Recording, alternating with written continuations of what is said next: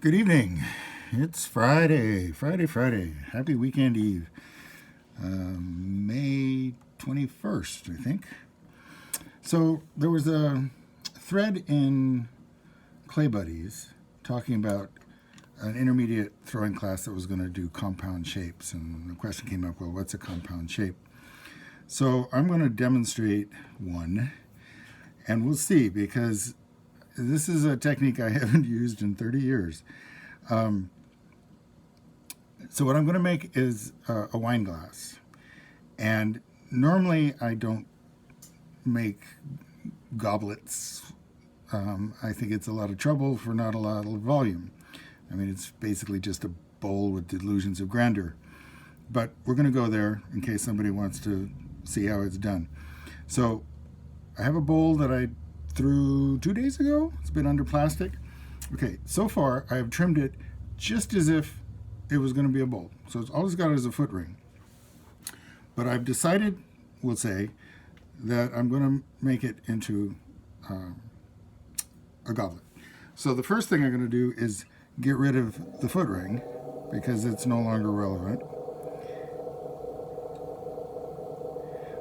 But it does help me remember where the strength of the bottom is. Okay, if you get the curves right, your foot ring is in the strongest place under the bowl, and that's still relevant when you're doing a goblet. So now I should say, so there will be some people who go, but shouldn't you be doing these things at the same time? Well, that's one possibility. I mean, you can throw the stem and the bowl the same day, and that way there'll be the same moisture content. But this is actually something I learned from the late Australian potter Janet Mansfield, where she would do teapots where the spout would be thrown the second day. Okay, so she's thrown the body, thrown the lid, and there's always that challenge that the teapot spout dries so quickly. Well, if you've thrown it, she would just throw it, cut it, attach it.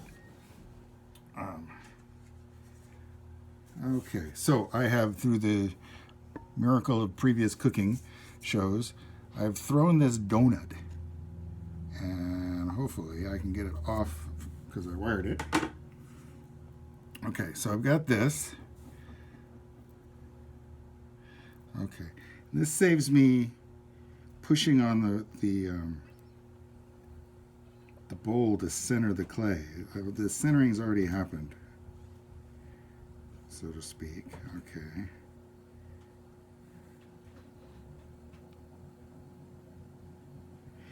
Okay, so I haven't quite done the thing where you throw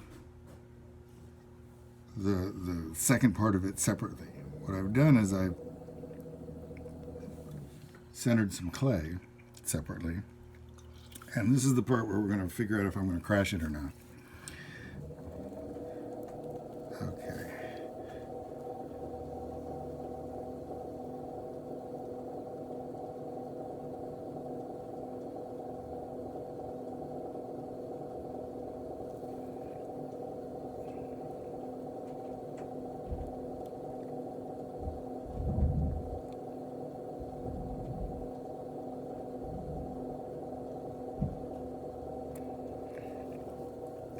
Okay, this is one of those things where the length of your finger matters.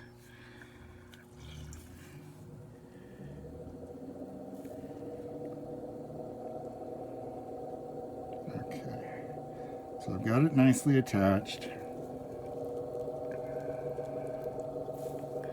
And now it's a question of just pulling up a cylinder. Now, I should say there are two really common errors with goblets, and you guys may already know what they are, or what I'm going to say. One is where this bottom part, the bit below the bowl, is just way too heavy. It's like you make the whole thing like lifting barbell in a gym.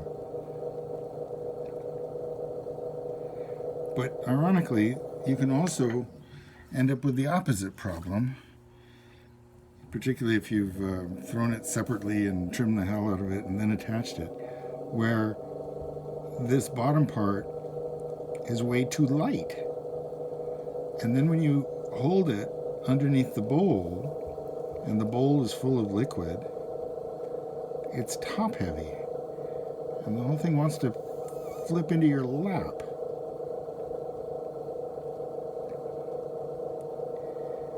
And I'm not sure that there's any scientific way to get around this problem other than to make a lot of them and pay attention. Okay, now right here underneath, there's the question of you're going to be holding it. And like most people, they're going to be sort of fondling it. So there's a chance that maybe you want to get fancy and put a little bulge in there or some such, but oh dear.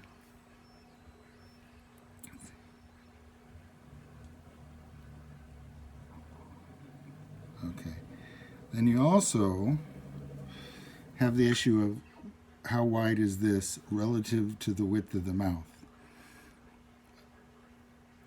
You certainly don't want it wider, but if it's too narrow, the whole thing is going to look, feel, be tippy. So I'm going to play with it a bit, but you get the idea. Have a good evening.